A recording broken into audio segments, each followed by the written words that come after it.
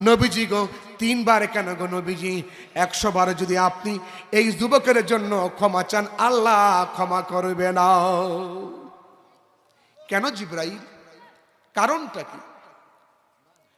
জিবরাইল বললেন, ইয়া রাসূলুল্লাহ, আমার আল্লাহ বলে দিয়েছি এই যুবকটা তার মাকে বউয়ের কথা শুনে লাঠি দিয়ে মারতে মারতে মাথা ফাটাই দিয়েছে।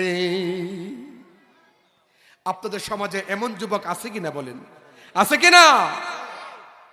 আহা, আপনার ঢাকা থেকে, শহর থেকে মিষ্টির পোটলা নিয়ে আইছে, এসে দেখতেছি বিবি এবং মা দুজন একসাথে বসা। বলেন তো মিষ্টির পোটলা কারে দিবেন? কার হাতে দিবেন? কিন্তু যুবক মারে অতিক্রম করে বিবির হাতে নিয়ে মিষ্টির পোটলা দিচ্ছে। বিবি মিষ্টির পোটলা নিয়ে ধাক্কা মেরে ফ্রিজের মধ্যে ঢুকাইছে। বউ কিন্তু খুশি হয়ে গেছে, ওই বুড়ি তোর ছেলে তোর হাতে মিষ্টির পোটলা দিল না, আমার কাছে দিছে। বউ কিন্তু খুশি হয়ে যায়, কারণ মার কাছে দেয় নাই, বউর কাছে দিছে, এই জন্য বউ খুশি হয়ে যায়। মিষ্টির পোটলা ধাক্কা মেরে ফ্রিজে ঢুকাইছে।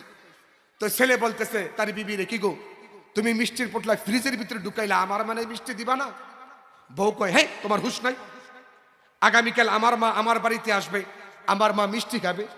মগায় কয়, তোমার মারে মিষ্টি দিবা, আমার মারে দিবা না? বউর কাছে এতিম হয়ে যায়, এতিম, কথা বলার সাহস নাই। তোর কান সারায় জুতার বাড়ি। তোর মাকে মিষ্টি তোর বউ দিবে কেন? তুই দিতে পারিস না? ঠিক কিনা বলেন?